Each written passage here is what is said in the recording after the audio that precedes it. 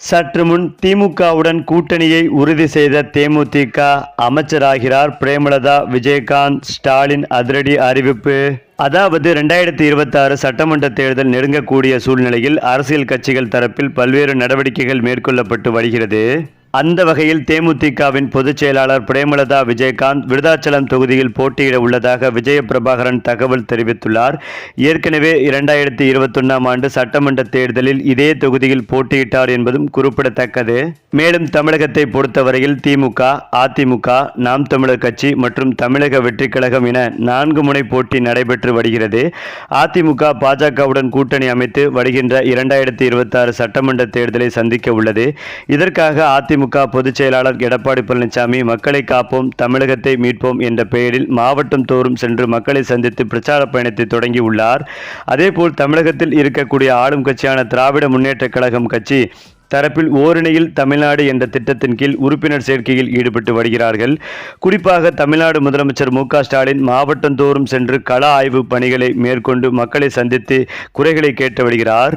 அது மட்டுமில்லாமல் அதிமுக பொதுச் செயலாளர் எடப்பாடி பழனிசாமி தேர்தல் நெருங்கும் நிலையில் கூட்டணிக்கு பல கட்சிகள் வருகை தருவார்கள் என குறிப்பிட்டிருந்தார். தேமுதிகவை பொறுத்தவரையில் அதன் தலைவர் விஜயகாந்த் மறைவிற்கு பிறகு பல்வேறு மாற்றங்களை சந்தித்து வருகிறது. அந்த வகையில் தமிழ்நாட்டில் அடுத்த ஆண்டு நடைபெற இருக்கும் சட்டமன்ற தேர்தலில் தேமுதிகவின் செயல்பாடுகள் எப்படி இருக்கும், யாருடன் கூட்டணி அமைக்கும் என்பது குறித்து மக்கள் மத்தியில் பெரும் எதிர்பார்ப்பு எழுந்து வருகிறது. மேலும் 2026 சட்டமன்ற தேர்தல் தொடர்பாக விஜய பிரபாகரன் பேசும் போது மக்கள் மனதில் நம்பிக்கை விதைக்கும் வகையில் தேசிய முற்போக்கு திராவிட கழகத்தின் சுற்றுப்பயணம் இருக்கும் என தெரிவித்துள்ளார்.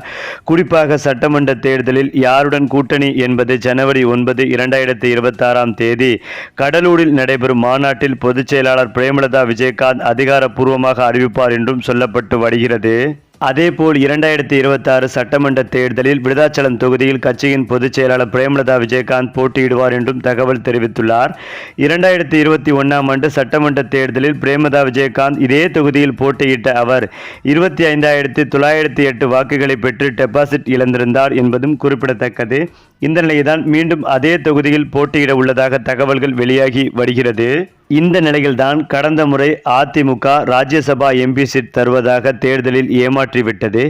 இதனால் கோபமடைந்த தேமுதிக கட்சியை சேர்ந்த பிரேமலதா விஜயகாந்த் இந்த முறை திமுகவுடன் தேமுதிக கூட்டணி சேர்வதற்கு சம்மதம் தெரிவித்ததாகவும் இதற்காக முதலமைச்சர் ஸ்டாலின் அவர்களை நேரில் சந்தித்து பிரேமலதா விஜயகாந்த் அதிகாரப்பூர்வமாக இந்த தகவல்களை வெளியிட உள்ளார் என்பதும் எதிர்பார்க்கப்பட்டு வருகிறது.